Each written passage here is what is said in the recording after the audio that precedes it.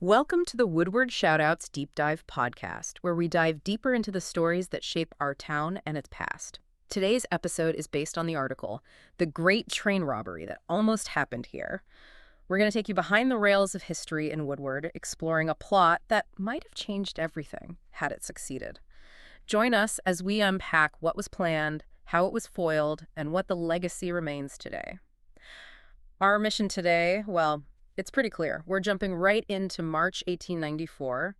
This was a moment, a really pivotal moment that could have totally changed Woodward's story, put it right in the history books for maybe the wrong reasons, earned it a spot in that Hall of Infamy. Yeah, it's fascinating. We're looking at a historical near miss, a real turning point that didn't quite turn. Exactly. A decision made, under a prairie moon, as they say. And that's what makes this so interesting for you listening. It's not just about a crime that happened. It's about this huge close call. The source calls it missed by a whisker on a prairie dog, which is pretty evocative.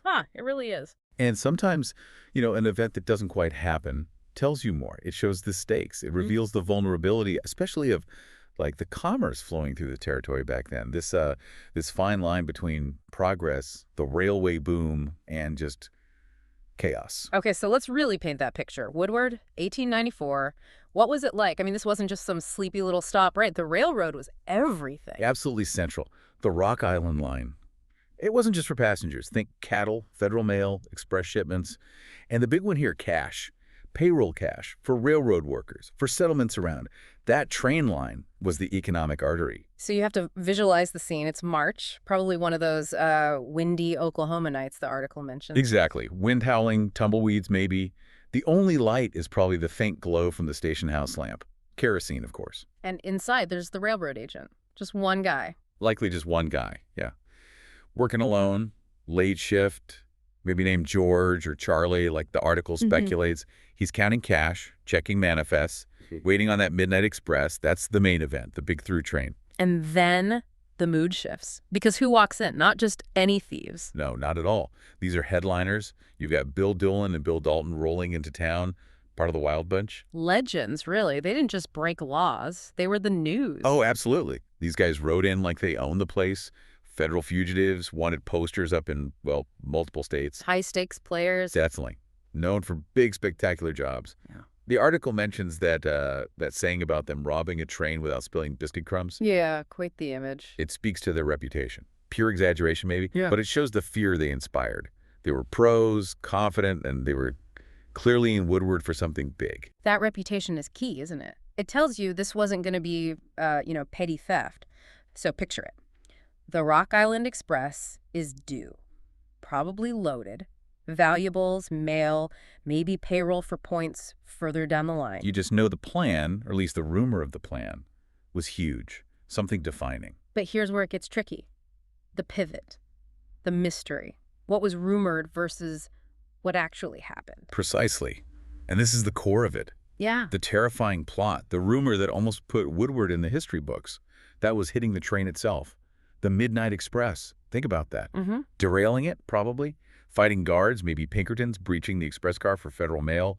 Big corporate shipments. That's a major operation. Would have brought down serious heat. Instantly. U.S. Marshals would have flooded the area. Woodward would have become synonymous with outlaw country, like Dodge City or someplace in Texas. That's not what happened. That's not the crime that went down on March 13th, 1894. No.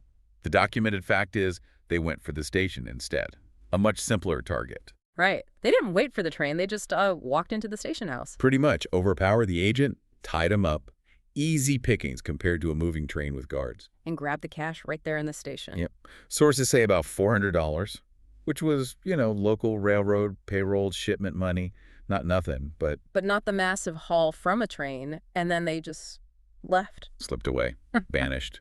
The article says like a fart in a windstorm, but maybe more like professionals covering their tracks. Okay, so the contrast is huge. Planning this potentially nation-shaking train robbery. And settling for a $400 station grab, which technically means Woodward didn't have its great train robbery.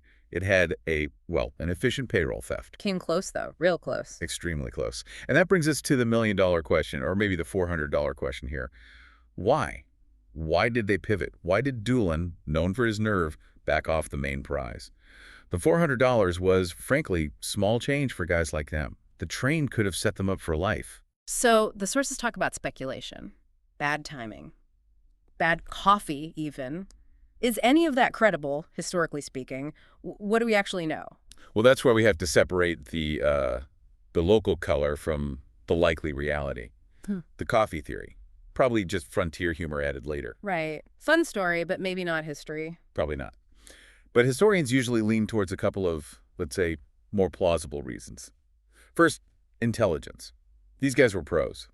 If they spotted an extra guard, a known lawman, unexpectedly in town, they might just call it off. Too risky. Okay, that makes sense. Reconnaissance. Second, and maybe more critical, is a type of crime.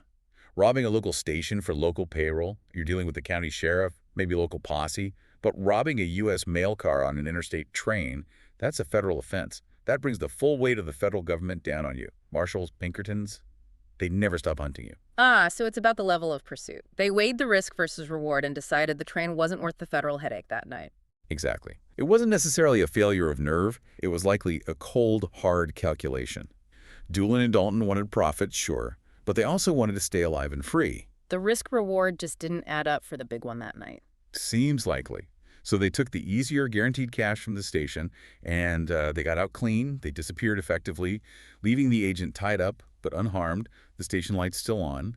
That quiet escape in itself shows their competence, even in this smaller crime. So Woodward dodged a bullet. A really big one. It didn't get its line in a Johnny Cash song, didn't become infamous. Precisely. And that almost event shapes Woodward's identity, or rather, allowed its existing identity to continue. It remained known for, as the article puts it, cattle, wind, and big-hearted folks. Not for being the site of a bloody train robbery standoff. If they had hit that train. Woodward's history changes overnight. It likely becomes heavily policed, maybe even militarized for a time. Federal presence increases. It could have stifled growth, changed the whole character of the town, made it a symbol of outlaw success or federal crackdown. So the legacy isn't the money stolen, it's the infamy avoided. The peace that was kept, more or less. That's a great way to put it. The town got to develop on its own terms. It makes you think about that specific moment of decision. Doolin and Dalton maybe standing in the shadows, looking at the station, weighing the options. Yeah, bags full of cash, but walking away from the truly massive score, the one that would make headlines nationwide. That choice to settle for the station preserved something for Woodward. It kept it off the main stage of that particular Wild West drama. And that decision, that near miss, tells you so much about the reality of law and outlaw life on the frontier in Oklahoma back then. Every town along those tracks lived with that potential threat. Woodward just happened to be the one where the threat was biggest, most famous, and then just pulled back at the last second. By the outlaw's own choice, it seems. It really underscores how thin that line was between just, normal commerce and sudden violent change, how close Woodward came to a completely different story. A dramatically different outcome for the whole community, absolutely. Sometimes the story isn't the robbery that happened, but the one that almost did. What might Woodward look like today if the rails ran silent that night? Thank you for listening to the Woodward Shoutouts Deep Dive podcast. If you enjoyed this episode and want to uncover more hidden chapters of our town's past, make sure you subscribe at woodwardshoutouts.com. Each week we deliver stories that connect our past, our present, and our future right to your inbox.